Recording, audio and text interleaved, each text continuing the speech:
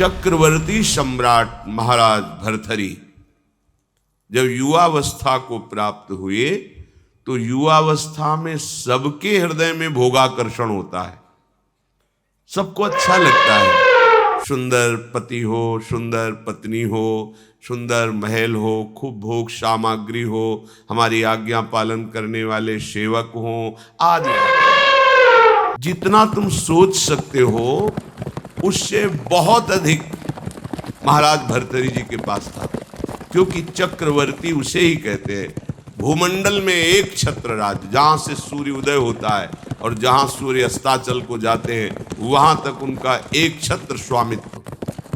छोटे भाई विक्रमादित्य महान बलशाली, महान बुद्धिमान, कुछ कमी नहीं। यौवन अवस्था का आवेश, बार बार मन भोगों की तरफ, इंद्रियां भोगों की तरफ, क्योंकि इनका प्रमथन स्वभाव है। प्रमथन माने मथ देना, व्याकुल कर देना। जिस भोग का स्फुरण हुआ, संकल्प बना, क्रिया के लिए व्याकुल कर देना, ये प्रमथन स्वभाव वाली इंद्रियां भी हैं और प्रमथन स्वभाव वाला मन भी है। जब तक प्रभु का आश्रय नहीं है तब तक इस व्याकुलता को कोई सह नहीं सकता। इसी व्याकुलता के वश में आके थोड़ी गलती हो जाती, जीवन भर जेल भोगते हैं, पाप बन जाता है, शरीर असाध्य रोगों से ग्रसित हो जाता है, कोई पूछता भी नहीं। बस इन्हीं इंद्रियों के प्रमथन स्वभाव से दुर्गति होती है। इसको जो सह जाए वही भगवान का निज जन कहलाता है। यम ही न व्यथयन्ते ते पुरुषम पुरुषर्षभ। जो इन इंद्रियों के प्रमथन स्वभाव वाले व्याकुलता, विषय आकर्षण को सह गया, वही परम पद का अधिकारी होता है। यम ही न व्यथयन्ते ते पुरुषम पुरुषर्षभ सम दुखा सुखाधीरम स्वमृतत्वाय कल्पते। वही अमृत पद का अधिकारी अर्थात परम पद का अधिकारी अर्थात अविनाशी सच्चिदानंद प्रभु के नित्य सानिध्य को प्राप्त होता है, जो इंद्रियजन्य भोगों की व्याकुलता को सह जाए। पर वो वही सह सकता है जिसने परम सामर्थ्यशाली भगवान श्री हरि के नाम का आश्रय लिया है। भर्तृहरि जी के हृदय में स्त्री के प्रति आकर्षण पैदा हुआ। सर्व सामर्थ्यशाली थे, आदेश किया, कई बार सुनाया है, पर ये बार बार सुनकर कम से कम समझ में तो आ जाए। विश्व की सबसे सुंदर राजकुमारी को हमारे पास पत्नी के रूप में वर्ण करने के लिए लाया जाए। कौन नहीं चाहेगा ऐसे सम्राट, ऐसे सुंदर वैभवशाली राजा को अपना पति बनाना। एक पिंगला नाम की बहुत सुंदरी युवती को वरण किया भर्तृहरि जी, और मन में विचारा कि आखिरकार भोगों में क्या सुख है, इसके लिए मुझे एकांत चाहिए। विक्रमादित्य से कहा, आप राज्य शासन को संभालिए जब तक हम अनुभव नहीं कर लेते।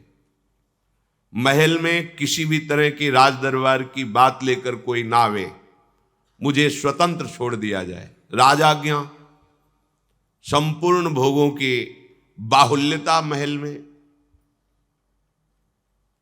क्या कभी आग में धीरे धीरे घी डालने से आग शांत होती है क्या? ऐसे ही भोगों को भोगने से कभी कामाग्नि शांत थोड़ी होती है, और भड़कती है। अगर सुख हो तो विश्राम मिल जाए। एक दिन पिंगला काफी समय व्यतीत होने के बाद वो अपने महल की पीछे खिड़की से झांक रही थी। पीछे अश्वशाला थी, वहां घोड़ों की रक्षा सेवा कराने वाला अश्वपति अपने सेवकों के द्वारा घोड़ों की देख रेख, उनकी सेवा कराता था। बहुत ही हष्ट पुष्ट जवान। पिंगला देखकर आसक्त हो गई, एकांत में मिलने लगी। जब महाराज विश्राम को होते तो एकांत में मिलने लगी।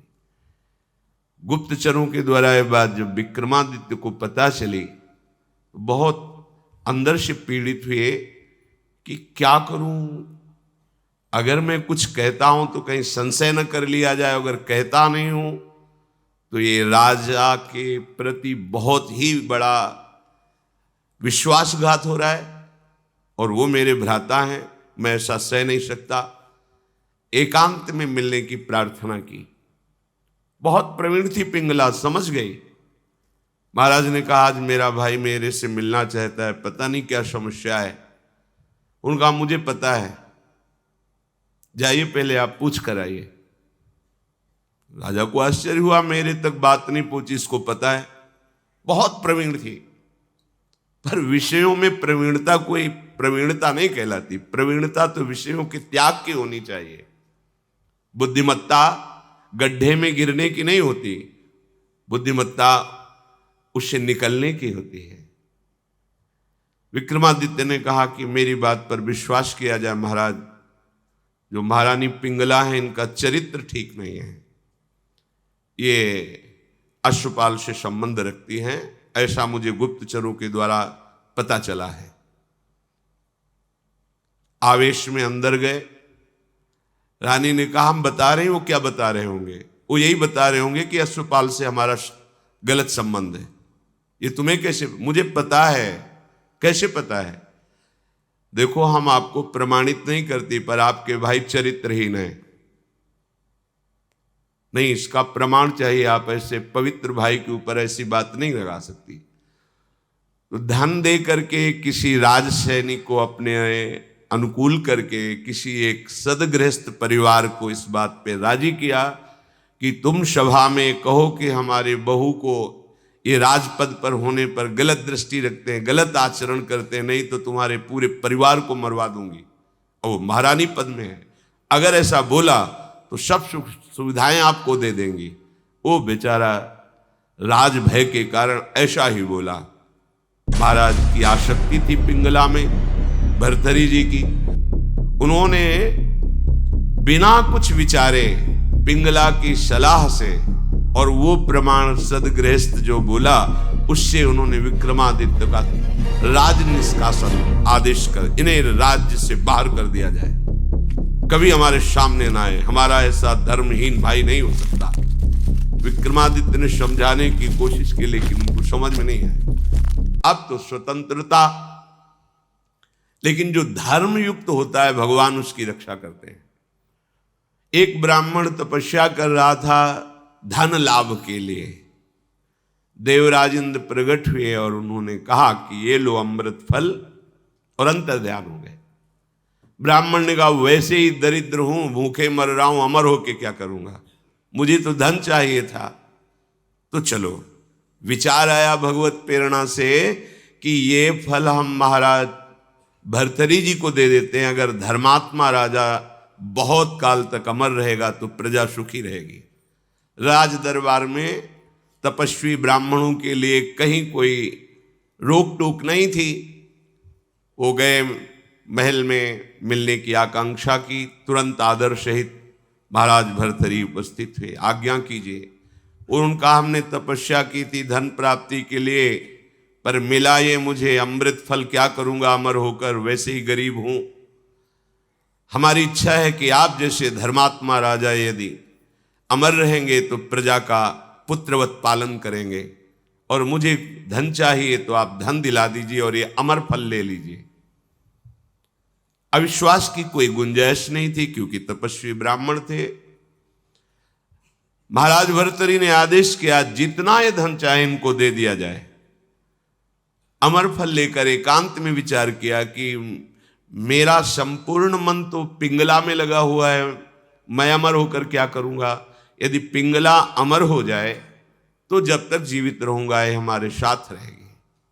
पिंगला को बुलाया और कहा महारानी ये फल खा लीजिए, हमारे देश के ब्राह्मण की तपस्या से ये अमर फल मिला है, इससे तुम मरोगी नहीं, अमर हो जाओगी। उनका आपको पता है कि अमर फल ऐसे नहीं पाया जाता, स्नान आदि करके देवार्चन करके हम पा लेंगे, दे दीजिए। ले लिया। पिंगला ने विचार किया कि अगर मेरा मित्र अश्वपाल अमर हो जाए तो फिर हमारा मिलन होता रहेगा। एकांत में जब अश्वपाल मिला तो उसको अमर फल दे दिया कि तुम पालो इसे। उसने भी कहा हम पालेंगे, लेके चला गया। और उसकी परम आसक्ति थी महाराज के दरबार की नर्तकी वैश्या से।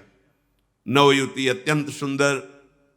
उसने उस वैश्या को बुलाया अश्वपाल ने और कहा कि अमर फल मुझे प्राप्त हुआ है, मैं अमर होके क्या करूंगा, मेरी आसक्ति तो तुम्हारे में है, तुम इसे पालो, अमर हो जाओगी। तो जब तक मैं जीवित रहूंगा तुम्हें देखता रहूंगा, तुमसे मिलता रहूंगा। वैश्या ने फल ले लिया। वैश्या ने विचार किया, मैं जिस दरबार की नर्तकी हूं तो अमर होकर क्या करूंगी, नाचती ही तो रहूंगी। अगर मेरा महाराज अमर रहे तो अच्छा रहेगा। नर्तकी ने उनके निज महल के अंगरक्षक से कहा कि मुझे महाराज से मिलने की प्रार्थना की जाए और मिलाया जाए। महाराज कृपा करके मिले, क्या बात है? तो उन्होंने कहा, मैं आपके दरबार की नर्तकी हूं, मुझे अमर फल मिला है, मैं आपको देना चाहती हूं। होश उड़ गए महाराज के। वही अमर फल। वैश्या से कहा कि तुम्हें किसी भी तरह का दंड नहीं दिया जाएगा, पर तुम सत्य बोलो, ये अमर फल कहां से प्राप्त हुआ है? उनका ये अमर फल मेरा एक मित्र है जो राज परिवार के घोड़ों की सेवा कराता है, अश्वपति, उसने हमें दिया है। और वो महल के पीछे ही था अश्वशाला। महाराज समझ गए। उसको बुलाया अश्वपति को और कहा, भाई वैसे तो खड़े खड़े हम तुम्हारे सैकड़ों टुकड़े करवा सकते हैं, पर हम तुम्हें क्षमा करते हैं यदि तुम हमें सच्ची बात बता दोगे कि तुम्हें अमर फल कहां से प्राप्त हुआ है। डरते हुए भयभीत होकर उसने कहा, महारानी पिंगला ने दिया है। होश हो गए। ओहो, मुझ चक्रवर्ती सम्राट से ये तृप्त नहीं है, अश्वपाल से आसक्ति, अश्वपाल महारानी पिंगला से आसक्त नहीं है, वैश्या से। धिक्कार है इस काम को।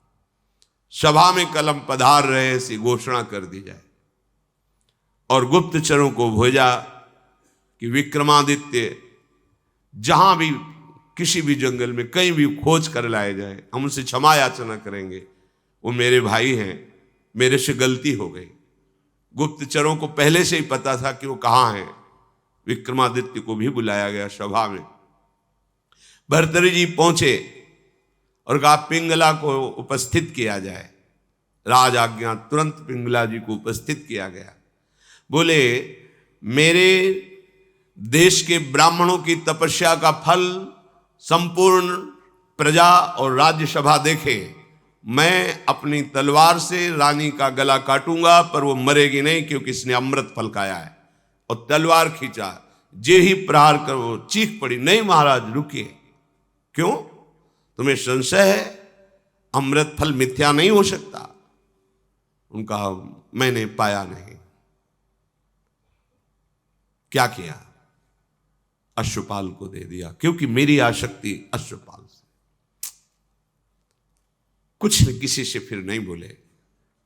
राज मुकुट सिंहासन पर रखकर और कहा, विक्रमादित्य तुम इसका पालन करना, मैं ऐसे निकृष्ट संसार का आश्रय नहीं लूंगा। धिक्कार है। कैसा ये काम है जो मुझ चक्रवर्ती सम्राट से ये पिंगला तृप्ति का अनुभव नहीं कर पाई, विश्राम नहीं मान पाई। ये अश्वपाल से, अश्वपाल महारानी से नहीं, एक वैश्या से। धिक्कार इस काम की वृत्ति को, धिक्कार इस झूठे संसार के प्यार को। और घोर वैराग्य में जीवन व्यतीत किया और भगवान शंकर का साक्षात्कार करके ये वरदान मांगा कि कभी मुझे सम्मान से भिक्षा भी ना मिले, क्योंकि ये सम्मान ही संसार के राग को पुष्ट करता है। सतत निरंतर भगवान का भजन तभी हो सकता है जब भोगों में अरुचि हो जाए। हम भोगों को सत्य मान रहे हैं। मीठी मीठी बातें, छल कपट की बातें, अज्ञान की धरा में जहां सुख नहीं है, उन इंद्रियों में सुख का भाव, यही भजन नहीं होने देता। यही हमें बार बार जन्म मरण, दुख, क्लेश, अशांति प्रदान करता है।